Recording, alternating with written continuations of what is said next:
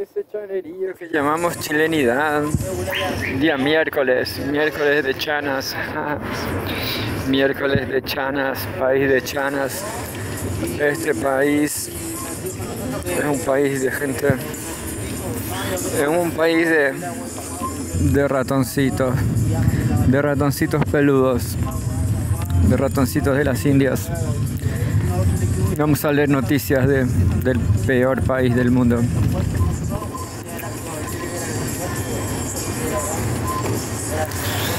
Vamos a leer, no sé, Ciper Chile.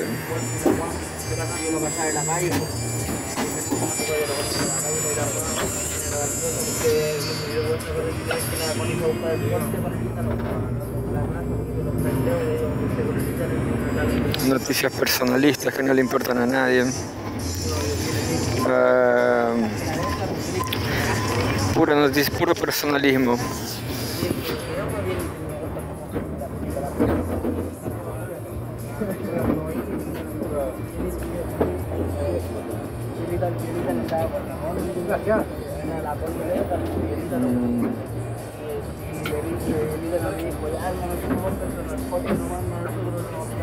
Puro sensacionalismo, puro morbo.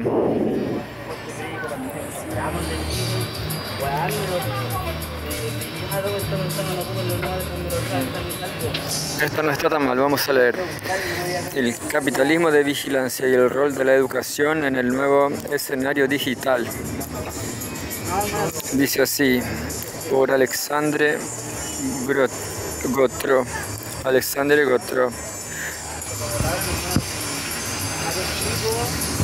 Esta noticia de hace 2 o 3 días atrás, el 2 de febrero. Vamos a leer, tras el anuncio de Mark Zuckerberg, dueño de Meta, de que eliminaría de sus plataformas la verificación de datos, se abre una posibilidad para educar a la población en contra de las fake news. Es lo que sostiene el autor de esta columna escrita para Ciper, quien comenta que, cita, la educación es sin duda la herramienta más poderosa para resistir los riesgos de desinformación, polarización y control social que se ciernen sobre nuestra democracia. Es curioso porque yo acompaño un grupo revolucionario de izquierda en Brasil y ellos también comentaron esto en su momento, pero yo creo que no hay ni una diferencia entre de repente hay alguna noticia que con esta política la bajaban porque no era verdad, pero eso es muy de vez en cuando, muy a veces, y noticias que no le importan a nadie también, o sea, no cambia nada con o sin esta. Ahora supuestamente ya no van a verificar si es verdad o no, pero eso da lo mismo, o sea, hay un montón de cosas que son verdad, que no le importan a nadie, y hay un montón de cosas que no son verdad, que le importan a mucha gente. Son las ficciones, ¿no? Los simulacros, qué sé yo. Entonces, en la política, lo más importante son las intenciones, ¿no? O sea, una intención no es ni verdad ni mentira, es solo un imperativo. Entonces, esto no importa, la verdad, pero vamos a seguir leyendo. El martes 7 de enero de este año, Meta, la empresa liderada por Mark Zuckerberg, fundador de Facebook y dueño de otras importantes redes sociales, ha tomado la polémica decisión de poner fin al programa de verificación de datos, argumentando que, entre comillas, ha ido demasiado lejos en la moderación de contenidos por presión social y política y adoptará en sus plataformas de Instagram y Facebook el sistema de notas que ya fue muy criticado y que hoy usa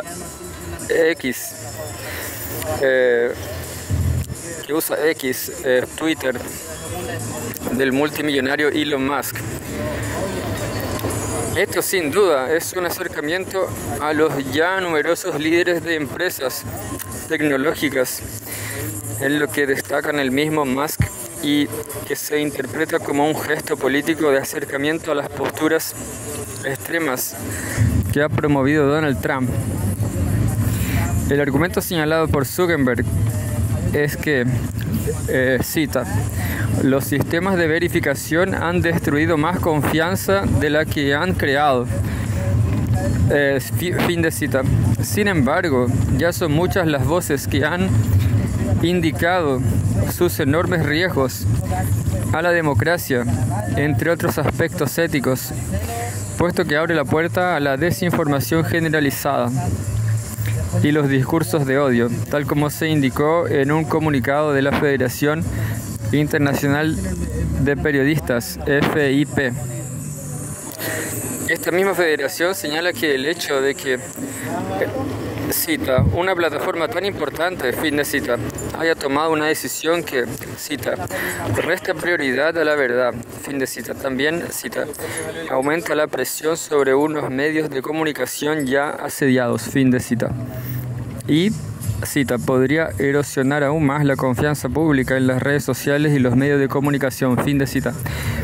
Yo repito, yo creo que sí ha habido esta política, pero muy de vez en cuando censura de alguna noticia sin importancia. Y bueno, volviendo a lo que yo decía del grupo trotskista de izquierda, hubo una provocación del líder diciendo que si uno no se da cuenta de la censura es porque uno no está militando, porque uno no está promoviendo la revolución. La cuestión es que en general nadie lo hace, o si uno hace una cosa más provocadora, de hecho sí hay censura, pero no necesariamente con relación a links, a otros contenidos, pero a opiniones que uno hace, ¿no? En fin, y también depende de quién vea el contenido. En general no hay revolución, no es revolucionario en ningún lugar. Quizás por ahí no me acuerdo dónde ahora, en Sri Lanka quizás. Esa es la verdad. Esta es sin duda una alerta muy significativa que debe llamar la atención de los sistemas educativos de nuestro país y las instituciones que han intentado poner freno a la proliferación de noticias falsas, fake news, y el potenciar el uso ético en la ciudadanía en las redes sociales. Ya la encuesta denominada Radiografía Digital de la empresa Claro Criteria del 2023 nos señalaba que un 31% de nuestros niños y adolescentes pasan más de 4 horas diarias conectadas a distintos tipos de redes sociales, lo que sin duda es una tremenda alerta que modela la construcción de realidades que van determinando las formas de apropiación de la ciudadanía futura. Ya en el texto llamado, cita, Ciudadanía Digital para los desafíos de las comunicaciones educativas, fin de cita. Hay un link, no sé si es un artículo, creo que es un artículo. Ese artículo, Ciudadanía Digital para los desafíos de las comunidades educativas del Ministerio de la Educación de Chile, se indicaba que, cita, el rol que desempeña el mundo digital y las formas en que los sujetos se relacionan con este son cruciales para ilustrar cómo condicionan nuestros comportamientos y el de la comunidad. Fin de cita. Y por eso señala que afecta la difusión de las noticias falsas a la vida en democracia. ¿Cómo favorece o no al manejo de información válida y diversa que nos permita comprender la pluralidad existente en la sociedad, qué tipo de relaciones e interacciones se generan entre las personas, los grupos y la comunidad en general. Fin de cita. Y además profundiza más adelante que, cita, en este sentido, Internet y todas las tecnologías asociadas constituyen escenarios para la participación democrática. Fin de cita. De esta manera se explica lo esencial de profundizar en las revisiones críticas y alfabetizadas en el uso de las tecnologías en el sistema educativo chileno, puesto que es la forma más potente y significativa que tenemos para hacer frente a este nuevo orden llamado capitalismo de vigilancia o tecnoplutocracia, que se entiende como un nuevo régimen en el que magnates de la tecnología junto a los tecnócratas y los llamados outsiders, transformados en políticos, ejercen un control en áreas tan significativas como el ámbito económico, político y por sobre todo en la vida cotidiana, al consolidar su influencia sobre la información, la comunicación y el comportamiento humano. Quizá, yo creo que en general creo que a la gente no le importa lo que a la gente le gusta los conflictos, la violencia. A la gente le gusta solo la violencia en las redes sociales. Sí, en fin. La urgencia se hace más necesaria con el auge de la inteligencia artificial y IA, inteligencia artificial generativa, que se alimenta de datos vinculados a las interacciones en redes sociales, publicaciones en páginas web o cualquier otro recurso que se encuentre disponible en las redes digitales. Esto implica que los sesgos que ya poseen pueden ser parte constitutiva de su información y la construcción de nuevos escenarios que hacen que la estabilidad democrática se ponga en riesgo.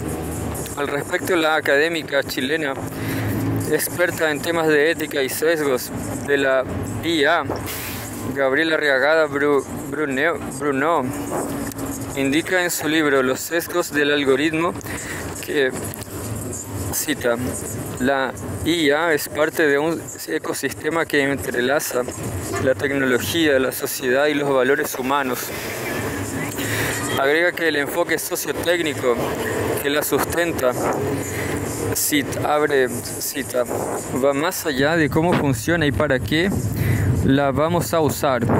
Lo que nos interesa son las dimensiones culturales, económicas, políticas y éticas de su despliegue.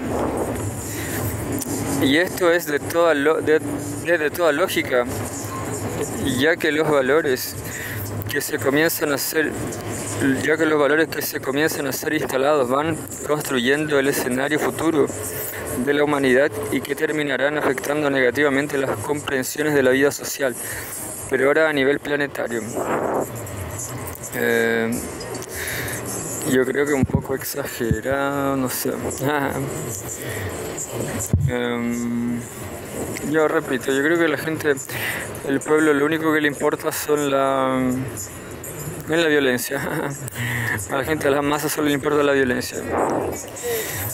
Para enfrentar este desafío, las instituciones educativas chilenas deben priorizar políticas de formación docente que integren la ética y la ciudadanía digital como ejes transversales. Esto incluye fomentar prácticas pedagógicas que utilicen tecnologías digitales de manera reflexiva, crítica y orientada hacia la justicia social. Asimismo, es esencial un compromiso estatal mucho más explícito que lo ya indicado en la Política Nacional de Inteligencia Artificial de nuestro país, que garantice la regulación efectiva de las plataformas digitales y el desarrollo de políticas públicas que promuevan el acceso equitativo a una educación digital inclusiva y ética. Tal como ha quedado expuesto en el abandono de los mecanismos de verificación de datos por parte de Meta, no es solo un cambio en la política de una empresa tecnológica, sino un síntoma de un fenómeno más amplio, la consolidación de un, entre comillas, capitalismo de vigilancia que exige una respuesta coordinada desde la educación Chile tiene la oportunidad de liderar esta respuesta, adoptando un enfoque que no solo prepare a sus ciudadanos para participar en el mundo digital, sino que también los capacite para transformarlo éticamente en beneficio de todos. La educación es sin duda la herramienta más poderosa para resistir los riesgos de desinformación, polarización y centro social que se ciernen sobre nuestra democracia. Yo estoy completamente en desacuerdo. Creo que la inteligencia artificial no importa, no moviliza a nadie. Lo que el pueblo quiere ver son polémicas, son intrigas, violencia. Y eso es lo que viraliza. Violencia, memes. Y la polarización no es mala tampoco. Solo con la polarización es que el pueblo va a vencer. Completamente en desacuerdo con Alexandre Gautreau. Ándate a Francia, Alexandre. Esto es interesante, miren.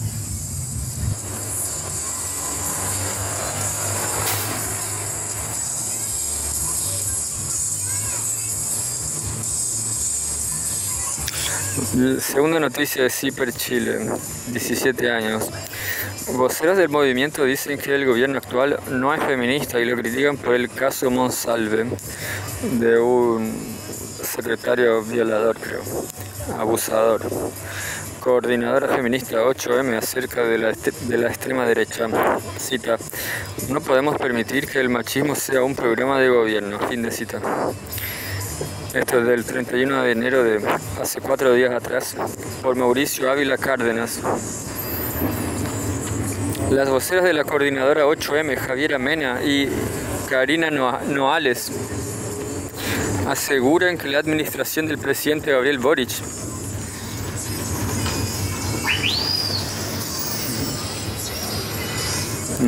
Arturo Prat no es un gobierno feminista. Quizá Arturo Prat sí era feminista, en fin. Le critican que haya impulsado leyes que no estaban en su programa y que, según ellas estiman, van en contra de los principios que decía defender. Típico de Boric. También les preocupa el avance de la derecha radical, sector que a su juicio promueve la pérdida de derechos de las mujeres. Este sábado 25 de enero, más de 100 dirigentes de organizaciones que integran la coordinadora se reunieron para evaluar el estado del movimiento y delinear su plan de acción. Más de un centenar de dirigentes feministas de diversas organizaciones se reunieron el sábado 25 de enero, recién pasado, bajo la convocatoria de la coordinadora 8M para evaluar el estado del movimiento y comenzar a delinear su plan de acción para su hito anual el 8 de marzo. Esperan alcanzar el nivel de masividad de sus marchas que exhibieron tras el estallido social. El 8 de febrero se reunirán nuevamente para aterrizar sus ideas. La fecha no es casualidad. Ese día se cumplirán 3 meses de la desaparición de la activista ambiental Julia Chuñil, quien salió de su domicilio en el sector de Huicacho Sur, en la comunidad mapuche Putegruel, en región de Los Ríos. Putegruel, región de Los Ríos, acompañada de su perro, y desde donde se le perdió el rastro. Javiera Mena y Karina Noales fueron elegidas como voceras de la coordinadora feminista 8M. La organización convocante a la asamblea abierta. Disciplinadas, miran sus apuntes durante la entrevista para ser fieles al pensamiento de las múltiples organizaciones que la integran. Noales reconoce que, cita: ha habido sin duda un periodo muy largo de movilización política que ha generado no solo mucho cansancio, desgaste, sino también derrotas que han provocado un estado de decaimiento del movimiento social. Sabemos que es así. Al mismo tiempo sabemos que eso convive con un malestar social bastante amplio que sigue abierto, porque muchos de los problemas planteados en el último ciclo en Chile no han sido resueltos.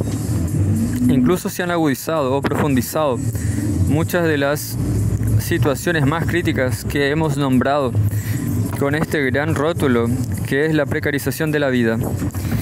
Y por lo tanto, una tarea fundamental consiste en poder volver a conversar con este descontento y sobre todo a impedir que sea capitalizado por la derecha. Ahora hay una entrevista aquí.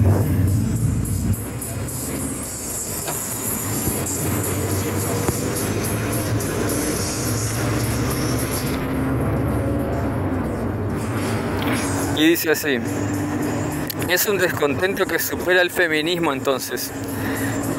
No me acuerdo quién es JM, solo un segundo. Javiera Mena, es que el feminismo tiene que ver con todo, tiene que ver con las condiciones de vida de todas las personas, como que se tiende a hacer esta dicotomía entre el patriarcado y el feminismo, como si el feminismo solo respondiera a mujeres y disidencias, pero el feminismo lo que busca es justamente una vida digna para todas las personas, y esto incluye género, edades, o sea, todo lo que está precarizado en esta vida.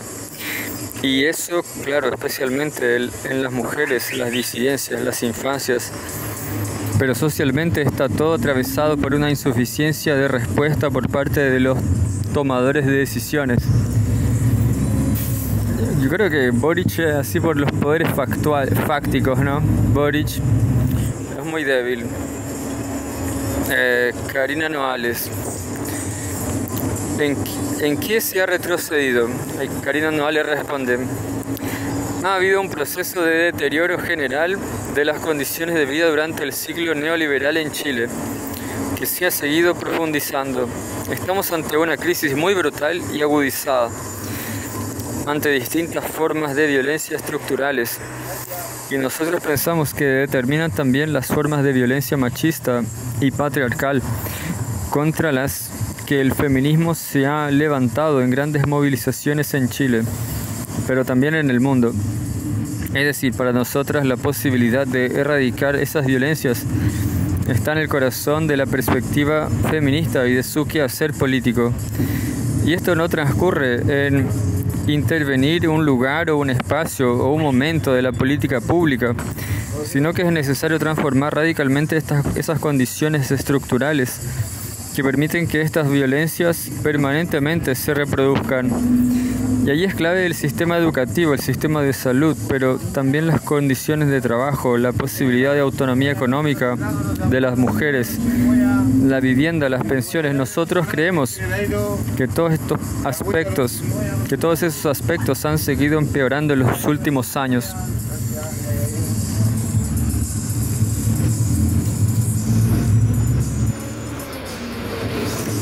Y dice así: hace un par de años, una pregunta, hace un par de años o directamente después del estallido social, como que todos se declaraban feministas, pero se han ido bajando paulatinamente, especialmente en la política.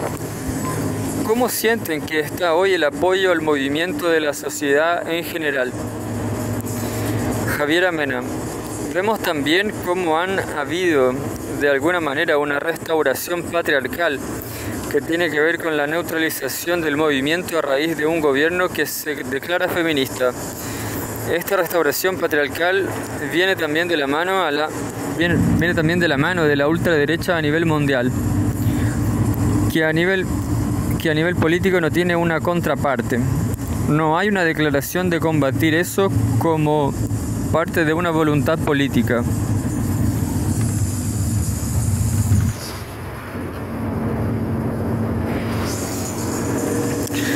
Acaban de decir, cita, un gobierno que se declara feminista.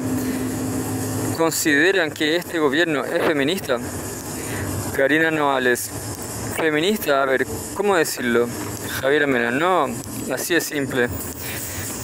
Karina Noales, Pero es interesante detenernos en el término, en la autodefinición del gobierno feminista. La coordinadora feminista 8M participó en la Convención Constitucional. Es el único proceso constituyente paritario que ha habido en el mundo y tuvo lugar en un contexto de movilizaciones feministas de masa a nivel internacional.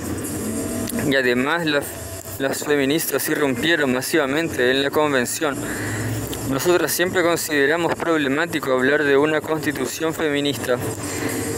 No estuvimos de acuerdo entonces y tampoco estamos de acuerdo ahora. Nos parece un error, porque el feminismo como fuerza histórica ha planteado una transformación radical de la sociedad y de la forma en que se organiza la vida, y nos parece que reducir el feminismo a una gestión gubernamental o incluso a una dimensión normativa o jurídica es despojarlo de toda su potencia histórica. Entonces hoy tenemos un gobierno que decide denominarse feminista y que después va bajando un poco y empieza a hablar de enfoque feminista. Y hoy está hablando de sello feminista. No sabemos realmente qué significa eso. Lo que produce en primer lugar es una instrumentalización que es peligrosa, y creemos que eso sí ha sucedido. Y al mismo tiempo arrastra al feminismo como idea, como concepto, con el descrédito de las acciones que puede hacer un gobierno. Si realmente lo que pasó con la una derrota, ¿no? La Convención Constitucional es una derrota del pueblo. ¿A qué se refiere concretamente con instrumentalización?